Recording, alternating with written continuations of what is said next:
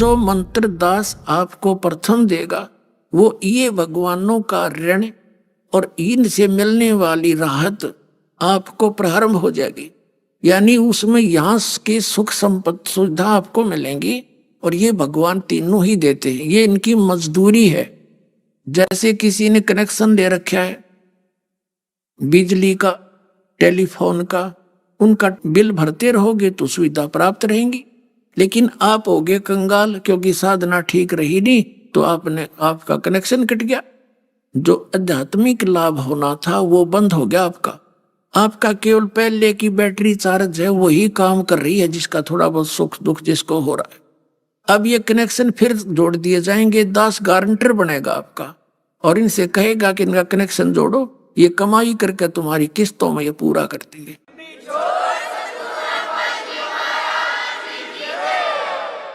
तो ये प्रथम मंत्र आपको यहाँ की सुविधाएं दिवाएगा इनसे, और बाकी जो इनका कर्जा है वो भी उतरेगा किस्तों में और आपको सुविधाएं भी स्टार्ट हो जाएंगी। और फिर रह गया 3 मंत्र का जाप।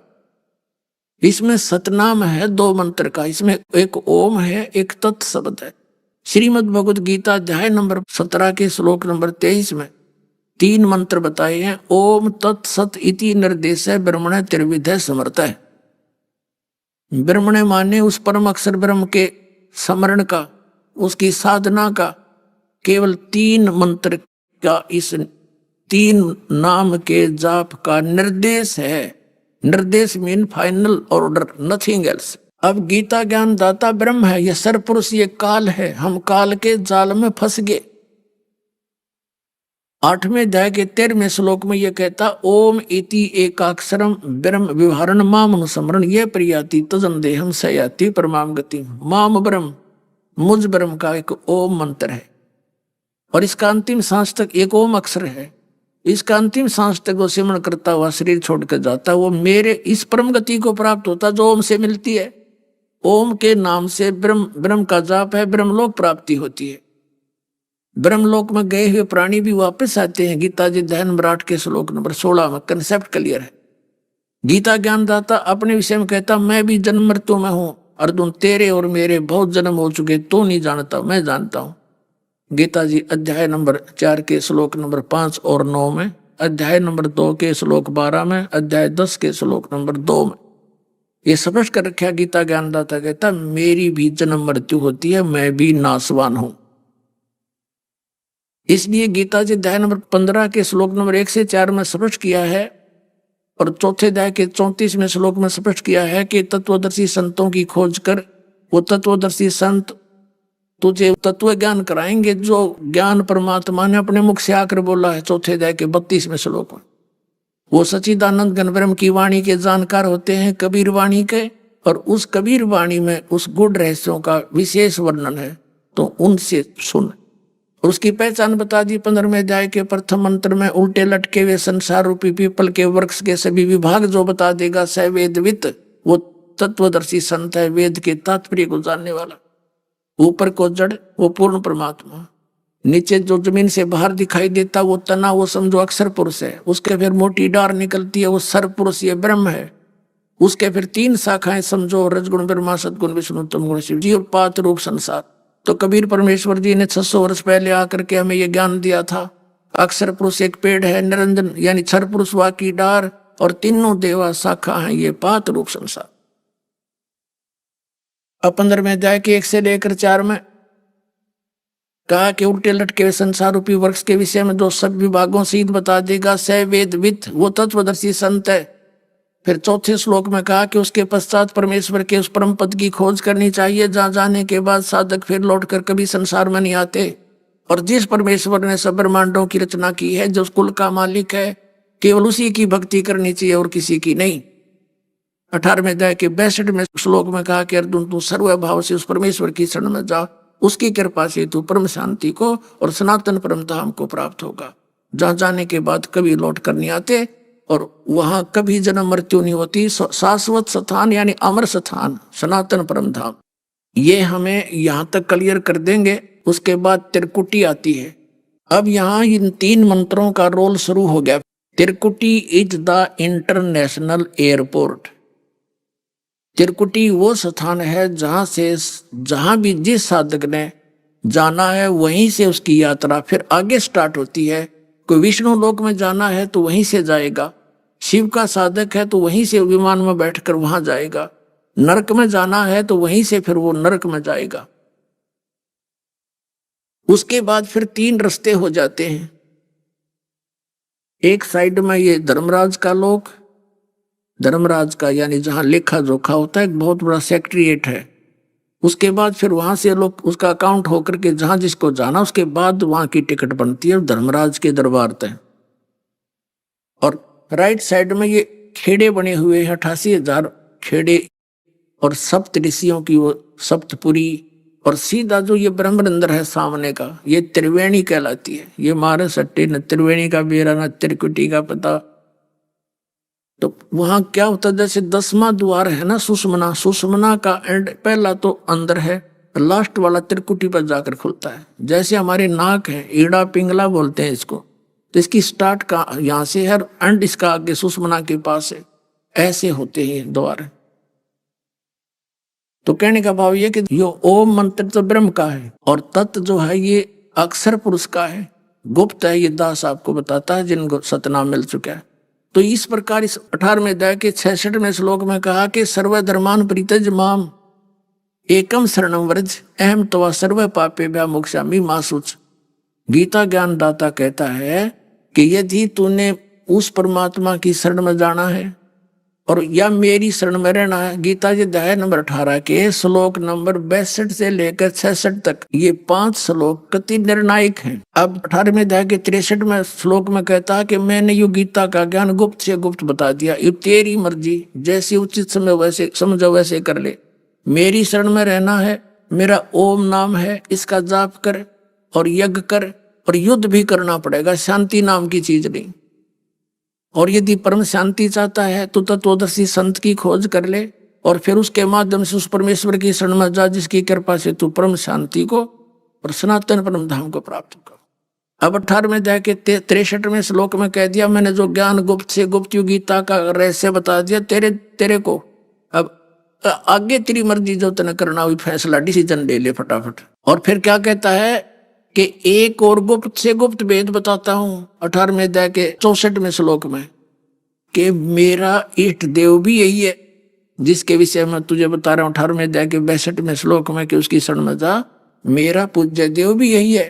कबीर परमात्मा ने गोरखनाथ जी से कहा था, ये गोरखनाथ भी इस काल का पुजारी था, इसको कहा था तेरा ज्योत स्वरूपी अलख निरंजन वो धरता ध्यान हमारा, तेरा यु काल भी मेरी पूजा करता है, जब इसको टुकड़ा देता हूं ये अपनी सृष्टि चला रहा है। फिर 18वें अध्याय के 65वें श्लोक में कहा कि तू सुन ले बात, मेरी शरण में रहना है तो मुझे नमस्कार कर, मुझ में मनवाला हो, मेरी भक्ति कर, मुझे प्राप्त होगा।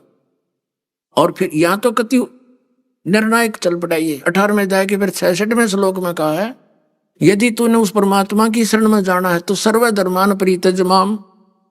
यहाँ ये अनाड़ी समझ नहीं सके नकली ऋषि में ऋषि आचार्य शंकराचार्य, इनसे कोई पूछता है कि 18वें अध्याय के 66वें श्लोक में व्रज का अर्थ जाना होता है, सबने आना कर दिया है, तो ये बात समझ में नहीं आ रही है क्यों कर दिया। वो कहते हैं नहीं, वो तो एक स्वाभाविक अर्थ है और असली अर्थ ये गीत श्री कृष्ण कह रहा है मेरी शरण में आ जा। कोई बात है उसकी शरण में तो दूसरे अध्याय के 7वें श्लोक में लिख रखा कि मैं तो आपकी शरण हूं और जैसा उचित समझो मुझे ज्ञान दो, मेरी बुद्धि काम करना बंद करिए, आप मेरे गुरु हो। वो शरण में तो पहले ही था उसकी में। अब क्या होता है 18वें अध्याय के 66वें श्लोक में कहा कि सर्व धर्मान परित्यज माम, मेरे सतर की जो धार्मिक अनुष्ठानों की कमाई तेरी है ब्रह्मलोक, जैसे ओम नाम का जाप करके हम कहाँ जाते थे, ब्रह्मलोक में चले जाते और वहां अपनी पूंजी का नाश करके फिर धरती पृथ्वी पर आते, कुत्ते गधे सूर बनकर पाप वहां भोगते, पुण्य वहां खराब कराते। तो अब इसने कहा है कि मेरे सतर की, परमात्मा ने हमें ज्ञान दिया है कि इस ओम नाम की कमाई हम इसको दे देंगे त्रिकुटी पर, कि पकड़ तेरे यहाँ का सारा मामे बरी कर, यहाँ से हमने नहीं चाहिए तेरे यहाँ का कोई सुख, तो वहां दे देंगे। तो ये कहता है मेरे सतर की जो कमाई है ब्रह्म सतर की, तो मुझे मुझ में छोड़ दे। सर्व धर्मान परित्यज माम, मेरे सतर की कमाई मुझ में छोड़ दे। फिर एकम शरणम व्रज, एकम माने जिसके बराबर दूसरा ना हो, अद्वितीय सर्वशक्तिमान उस भगवान की शरण में जा। अहम तवा सर्व पापे भ्या मोक्षामि मासुच, फिर मैं तुझे इन सब कष्टों से मुक्त कर दूंगा, इन सब पापों से मुक्त कर दूंगा। क्योंकि पाप के कारण हम गधे कुत्ते बन के दुख पावा थे और पुण्य वहां बर्बाद कर दिया थे, तो इसको पुण्य सारे छोड़ देंगे हम, लाए कोई ना, उसके बदले में या मैं बरी कर देगा यहाँ से। तो परमात्मा ने धर्मदास जी को बताया कि अब इसको डिस्क्लोज ना करना, इस मंत्र को भी। आने देवा तीसरी पीढ़ी का समय 5500 वर्ष जब कलयुग बीत जाएगा, फिर ढूंढा ठावांगे इसका। पूरे विश्व में समझदार बच्चे हो जाएंगे, ज्ञान उनको भी अक्सर ज्ञान कराऊंगा पहले, और फिर अपना दास बेच के इस सच से परिचित करा दूंगा, सब मेरी शरण में आके ऐसे मोक्ष प्राप्त करेंगे। बोल सतगुरुदेव।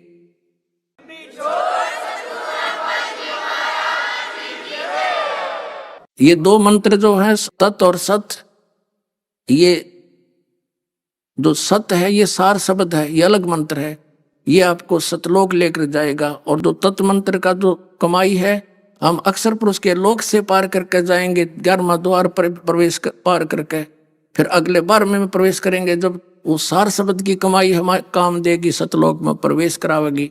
इस प्रकार पुण्यात्माओं इब यहाँ से बेड़ा पार हो जाओगा। बोलो सतगुरुदेव।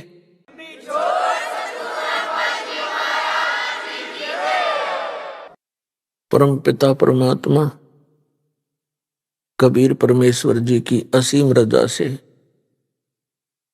पुण्यात्माओं आप सत्संग सुनने के लिए यहाँ आ पाए।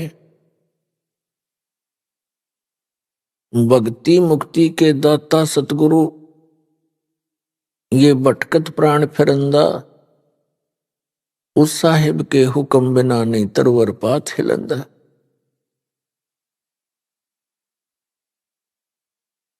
पुण्यात्माओं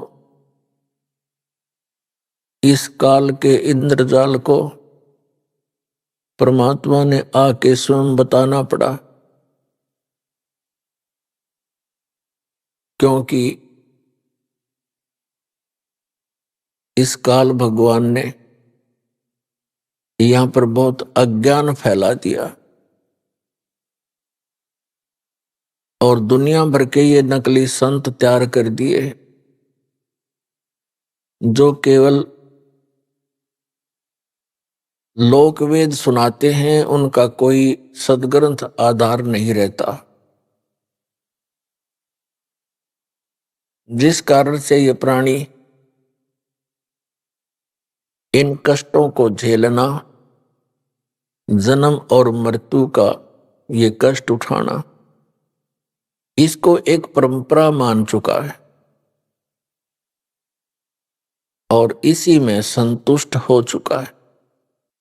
अधिकतर संतों का भी यही अपना विधान है कि जन्म मृत्यु ये तो होती ही रहेगी।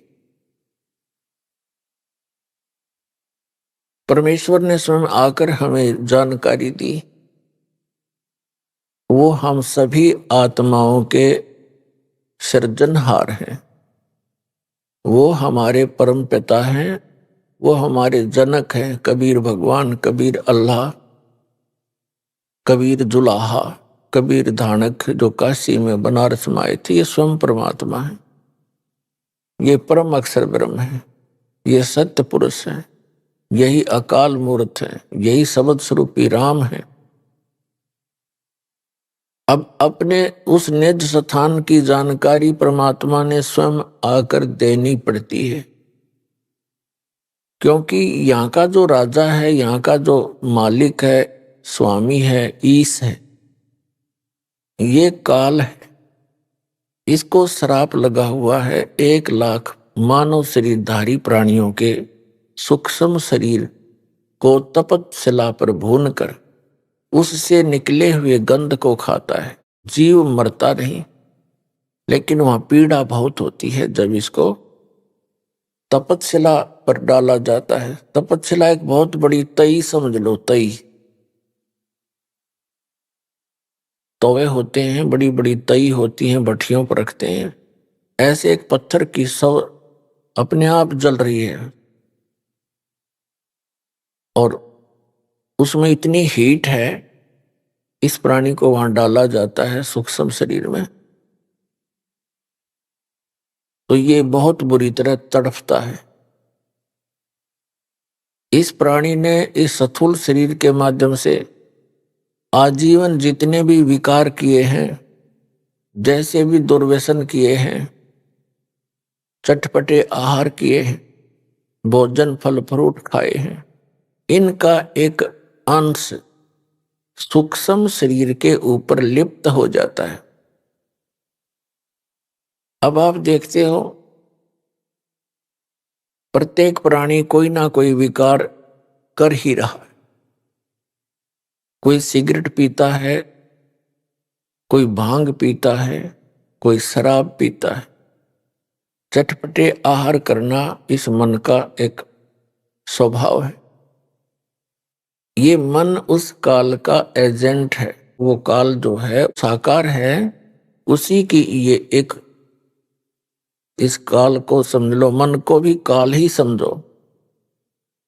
और ये वो सब क्रियाएं कराता है जो जिनकी इसको आवश्यकता है, और साथ में इसका एक और उद्देश्य रहता है कि ये ऐसे कर्म ना कर ले ये प्राणी जिससे इसको पुनः मनुष्य जीवन शीघ्र मिल जावे।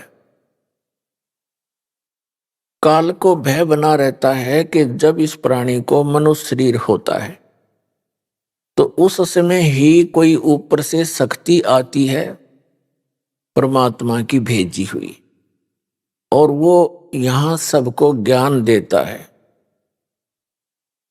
मनुष्य जीवन में होंगे तो ये ज्ञान ग्रहण कर सकेंगे, अन्य पशु पक्षियों की योनियों में होंगे तो ये भटकते रहेंगे। फिर मानव शरीर प्राप्त प्राणियों को ये इतना भ्रमित करवा देता है कि जब वो समय आता है उस परमात्मा के यहाँ प्रकट होने का, या अपना कोई दास भेजता है अपना रिप्रेजेंटेटिव बना के, उस समय तक ये काल प्रत्येक मानव को अज्ञान से आंट देता है और बकवादों से भर देता है, बुराइयों के इतने आदी बना देता है कि जिस समय परमात्मा का ये समय आता है, मोक्ष टाइम जिसे कहते हैं मोक्ष, तो उस समय तक ये ऐसा कंडम कर देता है इस मानव को, प्राणी को। या तो ये भक्ति चाहता नहीं, अन्य बकवादों में लगा रहता है, राजनीति में, बड़ी पोस्ट प्राप्त करने के लिए स्टडी में, और फिर सारा जीवन जोड़ के एक कोठी और करके 10-20 लाख रुपए बैंक में आप मर जाता है। आप गधा बना फिरता है और बैंक के बैलेंस ने पता नहीं कौन वर्तता है। तो ये चाहता है कि कोई भी प्राणी उस समय भक्ति योग्य ना रहे। अब जो पुण्यात्माएं पिछले जन्म जन्मांतर से परमात्मा की भक्ति करते आ रहे हैं और उनको मनुष्य जीवन भी मिलता आ रहा है, कुछ एक ऐसे नियम है, कुछ ऐसी परमात्मा की भक्ति के कुछ अंक होते हैं, उनके कारण एक मानव को 10, 20, 50, 100 भी कंटिन्यूस मनुष्य जीवन मिल सकते हैं। और उन मानव शरीर के अंदर यदि परम संत मिले नहीं तो कोई आंट नहीं सकता। ये पृथ्वी रोज सूर्य उदय हो रहा है, अस्त हो रहा है, और उदय हो रहा है, अस्त हो रहा है, अरबों वर्ष बीत के चलता रहेगा, फिर ठा होगा इसका। तो जब तक इसके पूर्व जन्म की संस्कार इसके साथ रहते हैं प्राणी का, तो इसकी बैटरी चार्ज होती है इन्वर्टर की, समझ लो। इस जीव के पुनों के कारण ये भक्ति युक्त रहता है, वो भक्ति संग्रहित होती है इसकी पूर्व जन्म जन्मांतर की। और फिर वो 2 जन्म उसके हो गए, 3 हो गए, 4 हो जाएंगे, 10 हो जाएंगे, 50 हो जाएंगे। और फिर उस मानव जन्म में कभी उसको कोई परम संत ना मिला, फिर से चार्जर लगा नहीं, तो फिर वो 84 लाख योनियों में चला जाएगा। तो वो पुण्यात्माएं जो मानव शरीर से तुरंत आए हैं, वो स्त्री है या पुरुष है, मेल है या फीमेल है, वो परमात्मा की भक्ति के बिना रह नहीं सकते। उनको परमात्मा की एक विशेष कसक बनी ही रहती है, जिसके कारण वो जैसा भी जिस परंपरा में जिस भी मजहब धर्म में उसका जन्म होता है, अपनी परंपरागत उन क्रियाओं में भी वो शीघ्रता से लग जाता है। तो काल भगवान ने परमात्मा से कहा था, जब परमेश्वर प्रथम बार इस काल के लोक में आए थे, इसने परमात्मा के साथ, क्योंकि परमेश्वर कबीर जी अपने पुत्र का रूप बना कर आते हैं, कभी ज्ञानी का, कभी सहज दास का, कभी जोगजीत का। तो वो ये सोचता है कि ये मेरे भाइयों में से ही है, क्योंकि ये भी काल भी परमात्मा का ही पुत्र है। हम सभी उसी के बच्चे हैं, चाहे कोई चींटी है, हाथी है, शेर है, गवेरा है, राजा है, रंक है, किसी भी मजहब धर्म में जन्मा है। लेकिन जो बच्चे निकम्मे हो जाते हैं वो तो निकम्मे ही होते हैं, अच्छे बच्चे वो अच्छे ही होते हैं, फिर भी होती संतान ही है। तो इस काल ने परमात्मा को अपना बड़ा भाई जानकर उसके साथ विरोध किया कि तू यहां कैसे आ गया जोगजीत। उसको ये भी डर रहता है कि हो सकता है कोई परमात्मा का संदेश लेकर आया हो, कोई आदेश हो। कहा तो आदेश है परमपिता का, पहले मुझे वो सुना और फिर तुझे तेरी पिटाई करूंगा मैं, क्योंकि मैंने तेरे से वहां प्रार्थना की थी कि मुझे इस लोक सतलोक से निकाल मत। तूने मेरी एक नहीं सुनी थी, मुझे वहां से निकाल दिया था। अब तू मेरे लोक में कैसे आ गया? अब मैं तुझे गढ़ूंगा। तब परमात्मा अपने पुत्र जोगजीत के रूप में खड़े थे। इससे कहा कि सुन ले आदेश परमपिता का, मैं क्या उद्देश्य लेकर आया हूं।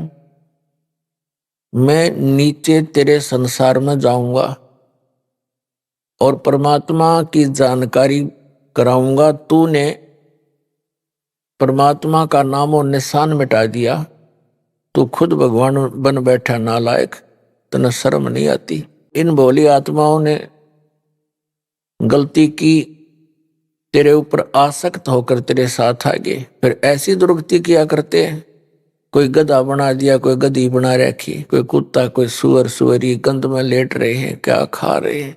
मैं नीचे जाऊंगा, परमात्मा का आदेश है, और सबको बताऊंगा कि ये भगवान नहीं है जिसको तुम भगवान जानकर पूज रहे हो, ये काल है, ये तुम्हें खाता है, तेरी पोल पाड़ का आऊंगा। तब इसने सोचा ये तो मेरा नाश करने आ गया, मेरी खेती उजाड़ेगा। तो इस काल ने परमात्मा को जोगजीत समझ के उसके ऊपर ऐसे झपट्टे जैसे अभी मार डालेंगे। परमात्मा ने अपनी प्यारी आत्मा धर्मदास जी को यह ज्ञान देते हुए कहा कि धर्मदास जी, जिस समय उस काल ने मेरे ऊपर अटैक किया, आक्रमण किया, मैंने सतनाम का सिमरण कर दिया। पुण्यात्मा, वो परमात्मा हमें भी सतर्क करना चाहते हैं कि जो प्यारी आत्मा परमात्मा की शरण में आ गए और उनके ऊपर कोई किसी प्रकार की कोई आपत्ति आती है, चाहे कोई दैविक है, चाहे कोई जंतर मंत्र किसी का है, चाहे कोई गाल भी घाल देता है, और आपने उपदेश प्राप्त है तो उस समय अपना श्वास का सिमरण शुरू कर दे। जिसको प्रथम मंत्र प्राप्त है तो प्रथम मंत्र का ही जाप शुरू कर दे। किसी और की आशा नहीं करे कि वो मेरी रक्षा करे। परमात्मा ने बताया कि धर्मदास, मैंने सतनाम का सिमरण कर दिया और काल ऐसे कंडम हो गया, ऐसा झटका लगा इसको जैसे पक्षी की पंख कट जाती हैं, पंख उनके कटने के बाद वो जमीन पर पड़ा पड़ा तड़फ रहा होता है, वो ऐसा ही हो जाता है। ऐसी दशा होगी इस ज्योत निरंजन काल की। ये चापलूस है। पहले तो इसने सोचा था कि मैं इसको डरा धमका दूंगा, और फिर इसने पैर पकड़ लिए मेरे आकर। कबीर साहब कहते हैं कि इसने नीचे नीचे घिसड़ के मेरे चरण पकड़ लिए और पैर पकड़ के रोने लग गया, कहने लगा तो मेरा बड़ा भाई, मैं तेरा छोटा भाई। छोटे तो उत्पात किया करते हैं, बड़े तो अक्षमाही किया करते हैं। मैं तो आपको पिता के समान मानता हूं, और आप तो उनके ही भेजे हुए आए हो, आप तो उन्हीं की शक्ति हो, मुझे अक्षमा कर दो। परमात्मा ने कहा ठीक है, क्षमा कर दिया तुझे।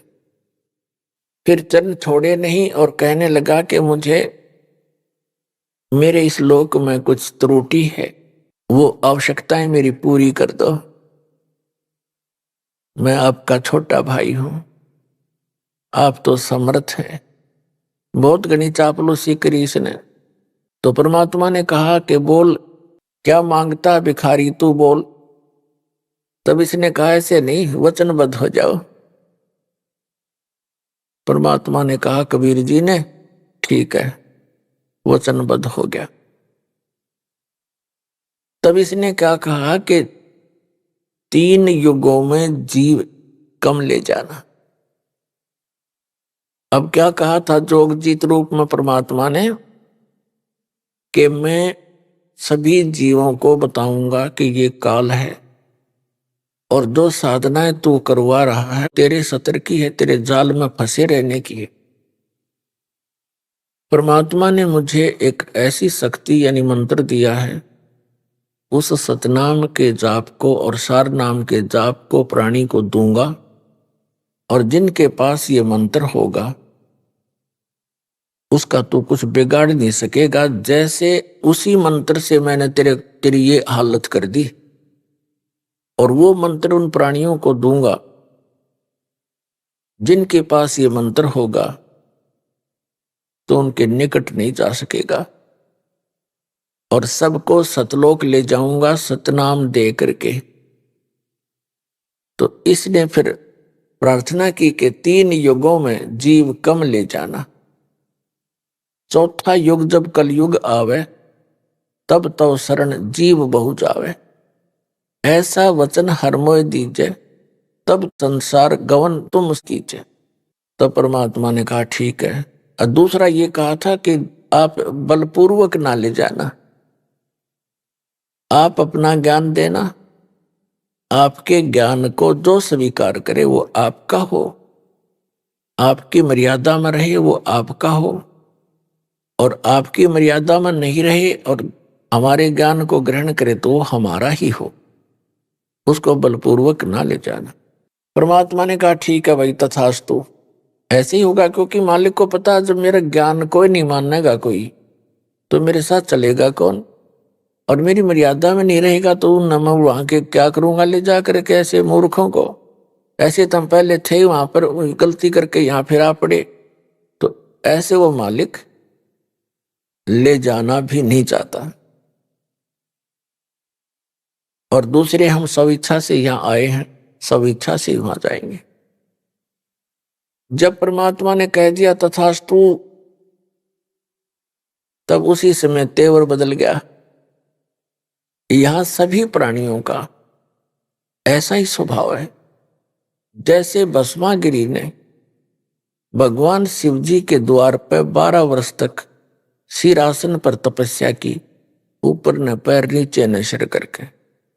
जब भगवान शिव ने पूछा कि क्या चाहते हो भक्त, वचनबद्ध करवा लिए और कहा ये भस्म कड़ा दे दो, जब भस्म कड़ा दे दिया भगवान शिव ने, अगले तेरी साथ बोले त्यार, वो एकदम त्यार बदल गया। नहीं जब करबद्ध खड़ा तो हाथ जोड़ा था।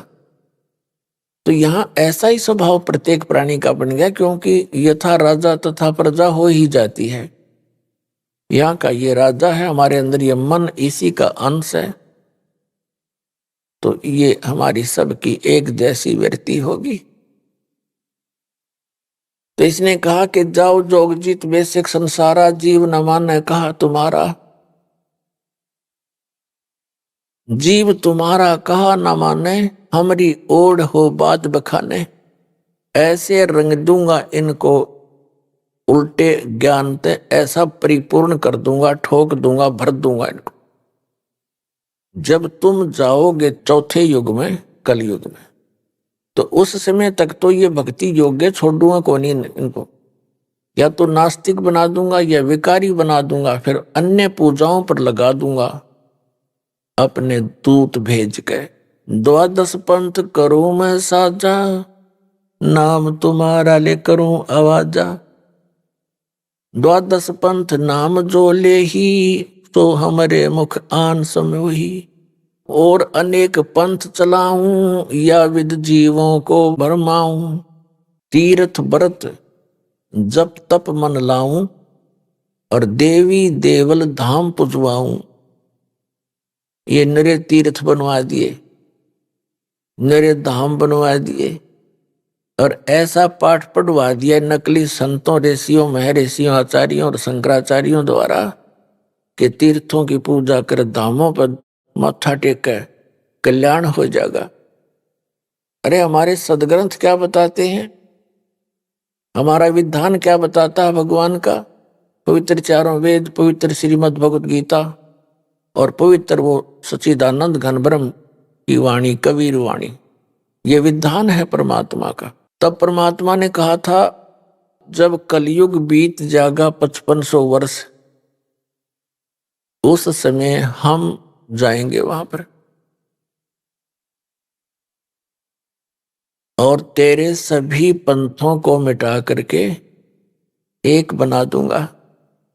मेरे बच्चों को जो तूने डिवाइड करवा दिया होगा उस समय, क्योंकि सतयुग त्रेता द्वापर तक अन्य कोई धर्म मजहब नहीं था। इस कलयुग के ये ज्यादा से ज्यादा 2-2,500 वर्ष, अब जो आज से 2-2,500 वर्ष से पहले, उसके बाद ही हम विभाजित हो गए। लगभग 2534 वर्ष पूर्व हिंदू धर्म के प्रवर्तक आदि शंकराचार्य का जन्म हुआ, और 32 वर्ष वो रहा संसार में, फिर उसकी मृत्यु होगी। उसके बाद फिर 2026 वर्ष हो गए ईसा जी के जन्म को। 30 वर्ष की उम्र में उसकी मृत्यु हो गई थी, और लगभग 1400 वर्ष हो गए हैं इस मुसलमान धर्म को, हजरत मोहम्मद जी के जन्म को। और सिख धर्म जो है, ये परमात्मा के कबीर जी जब प्रकट थे उसी समय नानक साहब जी भी उनके समकालीन थे। अब हमारे इस काल ने हमें कैसे बिचला दिया। आदरणीय नानक साहब जी ने कोई धर्म नहीं बनाया था, धार्मिकता को बढ़ाने के लिए, पुण्य कर्म बढ़ाने की एक विधि बताई थी।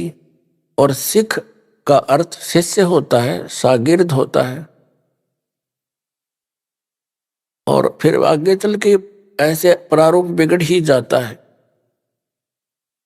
अब जैसे परम पूज्य कबीर परमेश्वर जी ने, कबीर कोई समुदाय नहीं बनाया उन्होंने, कबीर कोई धर्म नहीं बनाया, कबीर पंथ। पंथ का अर्थ होता है वो मार्ग जो कबीर परमेश्वर जी ने मार्गदर्शन किया भक्ति के विषय में, अध्यात्म के विषय में। और जो साधनाएं उन्होंने प्रमाणित किया कि इन साधनाओं से मोक्ष होगा। यदि हम उन्हीं साधनाओं को कर रहे हैं और परमात्मा के बताए मार्ग पर चल रहे हैं, तो हम कबीर पंथी हैं, यानी कबीर जी के द्वारा दिए गए उस मार्ग पर चल रहे हैं।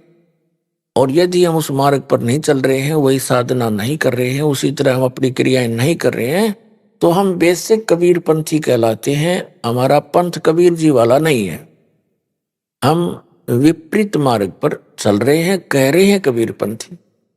तो कहने का भाव यह है कि काल ने अभी करना था ये सारा काम, इसने कलम तोड़ रखी है। उसके बाद ये बना दिए कि इतने संत, ओहो, ये श्री शिवदयाल जी राधा स्वामी पंथ का प्रवर्तक। अब इनके बाद देखो एकदम कैसा तूफान आ गया, ना जाने कितनी ब्रांच होगी इसकी, 100-150 वर्ष के अंदर, और लगभग आधे भारतवर्ष को इन्होंने मिसगाइड कर दिया, जिसमें अधिकतर इफेक्ट किया है इसने हिंदू धर्म और सिख धर्म के ऊपर। ये नास्तिक बनाने जा रहे हैं प्राणियों को, ये कोई क्रिया नहीं बताते। आंख मीच कर बैठ जाओ 2.5 घंटे सुबह, 2.5 घंटे से आप, और नाम 5 काल के, और कुछ नहीं करना, ना कोई जोत लगानी, ना कोई धर्म भंडारा, ये खीर तक भी नहीं बांटते, सत्संग करते हैं, पानी पानी की व्यवस्था करते हैं। इन्हें तो भट्ठा बैठा दिया मानव जीवन का। हमारे घरों में ज्योति जला करती थी पहले, देसी घी की, प्रत्येक के घर में, विशेषकर हमने, क्योंकि दास का जन्म पवित्र हिंदू धर्म में हुआ, तो प्रत्येक घर में ज्योति शाम के समय तो वैसे जलाया करते थे, चाहे जलावे 2 सेकंड के लिए, वो लात इसलिए करते थे छोटी, जल्दी हो जाती, समाप्त हो। लेकिन कुछ न कुछ क्रिया धार्मिकता का यथार्थ मार्ग था, वो भी न भट्ठा बैठवा दिया, बंद करवा दिए। अपने आत्माओं,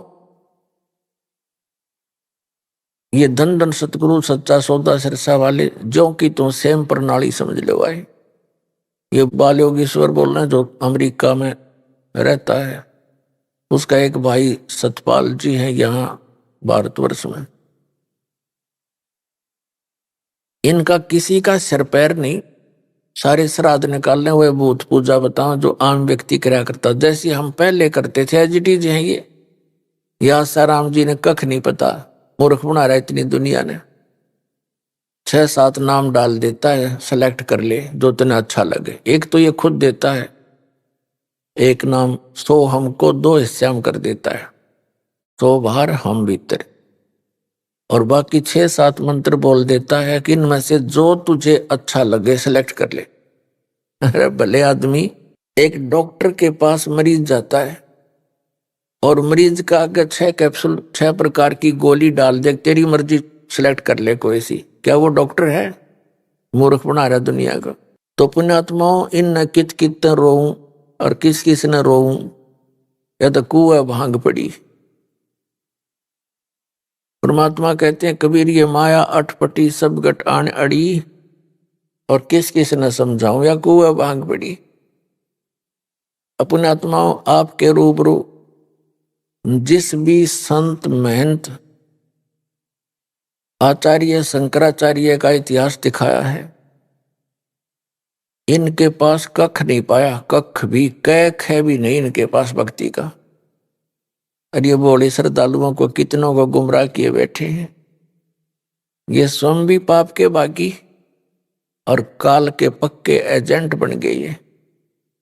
और फिर ये काल कुछ नहीं देगा इनको, क्योंकि इसके पास कुछ पावर नहीं देने का। ये तो नाश नाश कर सके है, जिसका नाम में काल हो गया, तो उसके पास रहम कैसे हो सकता है, दया कैसे होगी उसके पास। जैसे कसाई है और बकरे पालता है, उन बकरे बकरियों को भले कितनी सेवा करता दिखाई देता है, उनके लिए सारी सुविधाएं भी उपलब्ध कराता है, लेकिन वो उन पर रहम कैसे कर सकता है? क्योंकि वो तो उसने पाल ही इसलिए रखे हैं कि उनको खावे और बेचे। तो ये जिस लोक में आप रह रहे हो, ये ऐसा लोक उस मालिक का लोक है, इस ईश का लोक है, यहाँ का ये काल मालिक है। तो तब परमात्मा ने कहा था कि जब 5500 वर्ष बीत जाएंगे ना कलयुग के, तब मैं अपना एक अब परमात्मा इसने साची थोड़ी बतावा थे इस नालायक तई। पहले कहा कि मैं स्वयं आऊंगा और फिर कहा कि मैं अपना एक महापुरुष भेजूंगा और उसके पास शब्द शक्ति दे दूंगा तो उसके निकट नहीं आ सकेगा। तो फिर परमात्मा ने कहा था कि जब वो कलयुग का समय आएगा उस समय तक तू कर ले जो तूने करना है। तो तब इसने कहा था कि जब तुम्हारा वो 5500 वर्ष कलयुग का आएगा उससे पहले तो इनको ऐसा कंडम कर दूंगा या तो भक्ति करना ही भूल जाएंगे। क्यों नास्तिक बनवाना चाहता सबको ये। जैसे महात्मा बुद्ध था, अच्छी आत्मा थी, भगवान का बच्चा था, काल के हाथ चढ़ गया क्योंकि पिछले पुण्यकर्मी प्राणी ही ये संत पद को प्राप्त करते हैं। इनकी बोलने की शैली न्यारी होती है पिछले संस्कारवश, और वो दुरुपयोग करता है यो काल इनका। तो उनके बोलने की शैली अच्छी थी, कसक थी उनकी आवाज में, लाखों लोग अनुयायी हो गए। पूरा चीन महात्मा बुद्ध का अनुयायी बन गया और महात्मा बुद्ध के द्वारा बताए गए भक्ति विधि से उनको कोई अध्यात्म लाभ नहीं हुआ।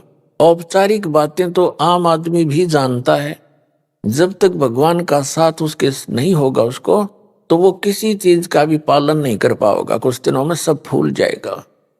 और परमात्मा साथ रहेगा तो उसको अभाव किसी वस्तु का होने ही नहीं देगा जिससे वो गिरावट में आवेगा नहीं। तो यही हुआ कि भगवान से मिलने वाली राहत बंद होगी। और जब महात्मा बुद्ध आए थे उस समय सभी प्राणी अच्छे पुण्यात्मा होते थे। वो उनको संसारिक सुख उनके पूर्व जन्म के ही संस्कारों से मिलते रहते थे और वो ये सोचते रहे कि महात्मा बुद्ध ने जो हमें क्रिया बताई है इससे हम फलीभूत हो रहे हैं, जिस कारण से आगे चल के उनकी संतान इतनी पुण्य युक्त नहीं। क्योंकि कलयुग में ऐसे ही घटती आ रही है सत्र हमारे पुण्यों का। तो फिर उनको कुछ भी लाभ नहीं हुआ तो उन्होंने त्याग दिया भक्ति को और विधान बना दिया कि कोई भगवान नहीं है। ये सृष्टि अपने आप बनती और बिगड़ती रहती है और काल यही चाहता है कि ये नास्तिक हो जाए, बिल्कुल भगवान की रुचि ना रहे इस खासकर इस कलयुग में। पहले जिसने जनता थी नहीं। तो पुण्यात्माओं ये जितने भी राधा स्वामी पंथ, जय गुरुदेव पंथ, सतपाल और बालोगेश्वर का पंथ और ये आसाराम और ये जितने भी सुधांशु जी का पंथ, ये कृपालु, ये सारे काल के एजेंट हैं। इनके द्वारा बताए गए भक्ति मार्ग से किसी को भी लाभ नहीं हो सकता और कुछ दिनों में ये पूरा मानव ये नास्तिक हो जाना था, ये सत्कर मान लेना। अब जैसे राधा स्वामी पंथ के प्राणी जो 30-30 वर्ष, 20-20 वर्ष, 10-10 वर्ष से वहां साधना किया करते थे और वहां उनको सुख होते थे और बताते थे, जो गुणगान करते थे, गुरुजी आज हमें ये लाभ हो गया, गुरुजी आज हमें ये लाभ हो गया। और ईब उनकी ब्रान मटी होगी। इसी जैसे सुखिन राधा स्वामी धन धन सतगुरु सच्चा सौदा सिर साड़े आशा राम राणा वही सा तो हम साला सर जाया करते जब भी होया करता था। उस हनुमान की पूजा, पत्थर की मूर्ति पूजा करने जाते तभी हमें महसूस होता था कि हमें ये सुख हो गया, हमें ये सुख हो गया। वो होता था हमारे पूर्व जन्म के पुण्यों से। और हम सोच रहे थे बाबा हनुमान जी ने दे दिया, बाबा हनुमान जी बता। अब वो तो आप भगत थे, एक भगत दूसरे भगत को क्या दे सकता है। और वो कभी नहीं कहा करते मेरी भक्ति करो, तो खुद भगवान की भक्ति करते थे, औरों को सलाह देते थे भक्ति करो भगवान की। तो इन अनाड़ी अज्ञानी काल के एजेंटों ने हमें ये सब उल्टे मार्ग, हमको उल्टे मार्ग पर लगा दिया। तो ऐसे ही ये प्राणी भ्रमित होकर जैसा भी पुण्यात्मा को जैसा कोई गुरु मिलता है उस गुरु जी के बताए अनुसार वो तन मन धन से समर्पित हो जाता है। इसी प्रकार एक धर्मदास नाम के एक बहुत पुण्यात्मा थे। मध्य प्रदेश के अंदर एक बांधवगढ़ नाम का एक शहर था और वहां उस पुण्यात्मा का जन्म हुआ था। बहुत बड़े धनी व्यक्ति थे। धनी व्यक्ति, इतना धन था उनके कि श्री धर्मदास जी के पूर्वज इतने धनवान थे कि कभी कोई प्राकृतिक आपदा आ जाती थी और वहां का नवाब भी धर्मदास जी के पूर्वजों से वित्तीय सहायता लिया करता था। इतने धनी व्यक्ति होते हुए और फिर भगवान की चाह, तो पुण्यात्मा वो कितनी पुण्यकर्मी प्राणी होगा, कोई एस्टिमेट नहीं लगाया जा सकता उसका। अब फिर उसको एक काल का दूत मिला हुआ था, श्री रूपदास जी, जो श्री राम, श्री कृष्ण, शंकर भगवान और विष्णु जी का मार्गदर्शन करता था, विष्णु जी का उपासक था, वैष्णु साधु था। अभी आपने सुने संत रामपाल जी महाराज के मंगल प्रवचन। आइए अब सुनते हैं संत रामपाल जी महाराज से नाम दीक्षा लेकर सतभक्ति करके अद्भुत लाभ प्राप्त करने वाले अनुयायी के विचार। सत साहिब दर्शकों, इनसे मिलिए, ये हैं राम मेहर जी, जो सोनीपत हरियाणा के रहने वाले हैं। इन्होंने 22 साल तक हंसा देश पंथ के द्वारा बताई गई भक्ति साधना की और ये कई साल तक ब्रह्मा कुमारी पंथ में भी रहे, लेकिन फिर भी इनकी शारीरिक और मानसिक पीड़ा समाप्त नहीं हुई। इनकी आर्थिक स्थिति भी बहुत कमजोर थी। फिर एक दिन इन्हें जब संत रामपाल जी महाराज की शरण मिली, तब इनका शारीरिक और मानसिक रोग तो समाप्त हुआ ही, साथ में इनकी आर्थिक स्थिति भी ठीक हो गई। इनका जीवन इस कदर बदल गया जिसकी कभी ये कल्पना भी नहीं कर सकते थे। आखिर संत रामपाल जी महाराज से नाम दीक्षा लेने के बाद ऐसा क्या हुआ जो इनका जीवन पूरी तरह बदल गया? आइए जानते हैं राम मेहर जी की कहानी, उनकी अपनी जुबानी। नमस्कार सर। नमस्कार सर। सर क्या नाम है आपका? राम मेहरदास सर। राम मेहर जी, आप कहाँ के रहने वाले हैं? गाँव मुहाना जी, जिला सोनीपत, हरियाणा से जी। सर संत रामपाल जी महाराज से नाम दीक्षा आपने कब ली? ये जी सितंबर का महीना 2017 में जी। सर संत रामपाल जी महाराज से नाम दीक्षा लेने से पहले क्या आप कोई भक्ति साधना भी करते थे? हाँ जी, मैं हंसा देश में 22 साल गया जी और उसके नियम के अनुसार सत्संग में जाता था, पर वहाँ जाने के बाद मेरे को कोई लाभ नहीं हुआ जी। मैं तंग बहुत था। फिर उसके बाद मैं 2 साल ओम शांति में गया जी। वहाँ भी कुछ थोड़ा जानकारी तो मिली, पर वहाँ भी मेरे को शांति नहीं मिली। शरीरों में रोग लग गए, घर में कलह रहा करता, दुख बहुत भरा, और उसके बाद भी हम बहुत दुखी थे। फिर परिवार वाले, मेरी माँ जो है वो भी बहुत ज़्यादा दुखी थी। कहीं सैना के पास जाती, कहीं कोई माता का चुराहा धोखना, फलाना धोखना, आज ये है, कहीं दलिया, कहीं चावल, बस कोई ऐसा चुराहा नहीं छोड़ा कि जाओ ना चौल रखे हो ना दलिया रखा हो। तो बहुत ज़्यादा तंग थे और शरीरों में सब सारे परिवार में दुख, रोग लग गए थे। छोटे बच्चे को भी रोग लग गए थे। सर फिर आप संत रामपाल जी महाराज की शरण में कैसे आए? एक हमारा रिश्तेदार है जी, मेहर सिंह भगत है जवारा से, वो हमें बार बार प्रेरित करता था कि आप एक बार परमात्मा आए हुए हैं और संत रामपाल जी की शरण में आओ और एक बार आओ, उसके ज्ञान में आके उसकी भक्ति करके देखो, आपको लाभ मिले तो रुक जाइयो, नहीं तो आप फिर बेशक पीछे हट जाइयो। तो हम गुरु संत रामपाल जी महाराज से नाम दीक्षा ली। सर हमने सुना है कि जो भी श्रद्धालु संत रामपाल जी महाराज से नाम दीक्षा लेते हैं उनको बहुत सारे लाभ प्राप्त होते हैं, तो क्या आपको भी कुछ लाभ प्राप्त हुए संत रामपाल जी महाराज से नाम दीक्षा लेने के बाद? जी बहुत लाभ हुए हैं जी। पहले तो जो शरीरों में रोग लगे हुए थे हमें घर में, वो सब के ठीक होते आगे जी। प्रथम नाम जो हमने लिया, गुरु जी से दीक्षा ली, महीने के अंदर अंदर, 1.5 महीने के अंदर अंदर हमको सबको आराम मिलता चलेगा। छोटे बच्चों को नुमनिया था जी, जो कि डॉक्टरों ने घोषित कर दिया था इसकी पूरी ज़िंदगी नुमनिया रहेगा। जैसे मौसम बदलता था, करसा गर्मी बनती थी, सर्दी बनती थी, तो उसको तुरंत नुमनिया होता रहता था जी। और चर्म रोग तीनों को लग गया था, मेरी माँ को भी, मेरे को भी और मेरी भगतमती को भी। और उंगली तो पूरा हाथ, दोनों हाथ इसके वहाँ तक मतलब बिल्कुल गल गए थे जी। होम्योपैथिक की दवाई सरदार हमारा सोनीपत में ज़िले में बहुत ही अच्छा डॉक्टर मानते हैं उसको, उससे दवाई खानपुर दवाई रोहतक तक गए हम जी, कोई इलाज नहीं। थोड़ा इतना आराम जरूर मिलता कि इतना दवाई खाते थोड़ा आराम होता। कोई भी काम करती, पानी या बर्तन मानती, उसी टाइम फिर उसको फिर वही स्थिति हो जाती थी। बहुत ज़्यादा दिक्कत थी जी। परमात्मा की शरण में, सतगुरु रामपाल जी की शरण में आने के बाद हमें वो सब कुछ अपने आप ऑटोमेटिक चलेगा जी। गुरु जी ने जो जाप दिया वो जाप करते हैं और उससे हमें पूरा लाभ मिल गया जी। और जी घर में जो कलेश रहा करता, मैं हुक्का बीड़ी पी लेता था जी, कभी कभार दारू पी लेता था जी, वो अपने आप पीछे हट गया। मेरी माँ हुक्की पिया करती, बहुत ज़्यादा पिया करती, वो भी अपने आप पीछे हट गई। हमें हुक्के नशे से तो बहुत ही मतलब अब गलैन आने लगी बहुत, जो अगर दूसरा पीता है तो हमें सर में दर्द हो जाता है जी। अब हम नशे के लोग नहीं जी। जैसे मेरी छाती में बहुत ज़्यादा दर्द रहता था, मैं कई बार डॉक्टर से दिखाया, खानपुर भी दिखाया, तो उन्होंने बोल दिया था कि आपको जो गैस एसिड बनता है वो आपको हार्ट पर प्रेशर डालता है, इसलिए आपको छाती में दर्द है और इसको आपने निरंतर दवाई खानी पड़ेगी, आराम मिल जाएगा। कहीं आराम नहीं मिला जी। मैंने खानपुर से भी दवाई ली और देसी दवाई भी खाई, कोई आराम नहीं मिला जी हमें।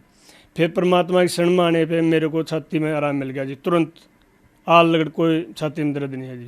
अजी ये हमारे गांव में, और वो उसके पेट में तकलीफ थी और वो दवाई पहले ही लेता था। एक वैद्य है जी, गांव ये गुहांड लगता है फुरखास गांव में, उसके पास जाता था एक दिन उसने बोला कि आप भी मेरे साथ चलो, बाइक पर चलना है। माँ चलो ठीक है, तो मैं साथ में चला गया वहाँ पे।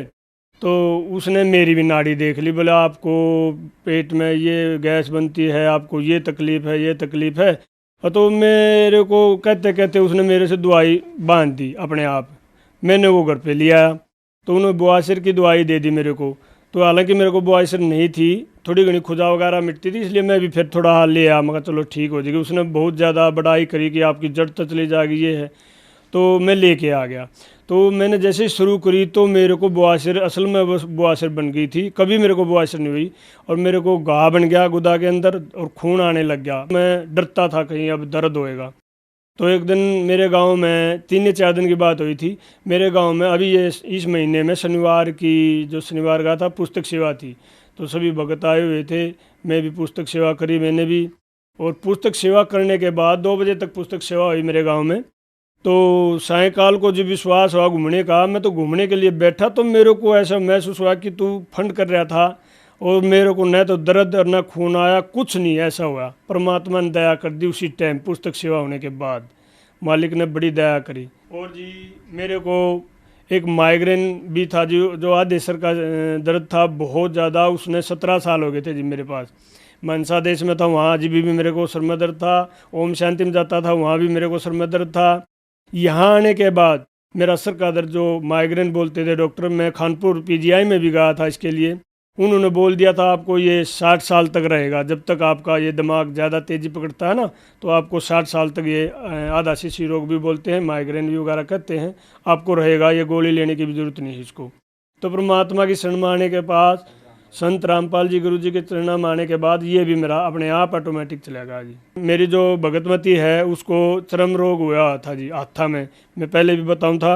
उसको मैंने कई जगह होम्योपैथिक दवाई बहुत पैसे लगाए, तो उसका चर्म रोग कहीं नहीं ठीक हो रहा था। परमात्मा की शरण में आने के बाद उसने भक्ति की और उसका आज बिल्कुल चर्म रोग नहीं है। मेरी माँ के पैर बिल्कुल नीचे से गड़ गए थे, डॉक्टरों ने बोल दिया था इसको शुगर हो गया है और पैर कटने की नौबत आ गई थी। मतलब ऐसे डॉक्टर बोल रहे थे, ऐसे तो इसको कहीं दिखाओ। फिर मैंने कई जगह उसको दवाई सोनपत सरदार जी से भी दवाई, तो उसको आराम नहीं मिल रहा था। परमात्मा की शरण में आने के बाद मेरी माँ भी आज बिल्कुल ठीक है जी, निशान तक भी नहीं छोड़े परमात्मा ने। बच्ची मेरी लड़की है, 13 साल की होगी जी वो, और उसको दिमाग की दौरा पड़ने लग गया था जी। और सभी पड़ोस में ये कहने लगे थे कि आपकी लड़की को दिमाग की दौरा पड़ गया, इसको दिखाओ। मैंने सीधा जी रोहतक पीजीआई में ले गया और परमात्मा की शरण में आए हुए थे, उसकी अरदास लगवाई, मालिक दया करियो परमात्मा। संत गुरु रामपाल जी के आदेश आए थे कि परमात्मा दया करेंगे, परमात्मा भजन करो और सब ठीक हो जाएगा। तो मैं उसको पीजीआई में ले गया, वहाँ डॉक्टर ने बोल दिया था इसको पूरी ज़िंदगी दिमाग की दौरा रहेगा। और फिर मैं नाम दाम केंद्र है जी रोहतक, वहाँ पे गया और भक्तों के आगे ये समस्या रखी। भक्तों ने फिर परमात्मा के वो पत्र लिखा मालिक के चरणों में, और पत्र से फिर आदेश आया। अगले दिन वहीं पे नाम दाम केंद्र पे थे हम, पत्र से आदेश आया परमात्मा का कि परमात्मा दया करेंगे और आप भक्ति करते रहो। परमात्मा की ऐसी दया हुई, 3 दिन में वो बच्ची बिल्कुल ठीक होगी। भक्ति करते रहे और ठीक होगी वो बच्ची।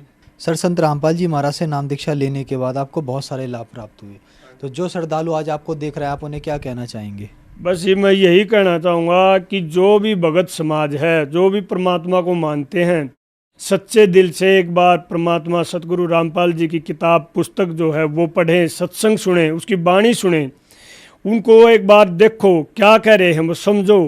कि जो कहते हैं मन, ये जो अपने आप जो भक्ति करते हैं, जिन्हें अपने विचार से ये कहीं कहीं ठेका ठा रहे, इतने पंथ चल रहे हैं, इनमें सब मन गणंग बातें हैं। जो सच्ची भक्ति होती है, जो सच्चा प्रेम परमात्मा का होता है, वो हमें सुख देगा, दुख नहीं देगा। अच्छा, सच्ची भक्ति जो करता है, जो सच्चे मंत्रों से जाप करता है, परमात्मा तो तुरंत अड़ लेता है।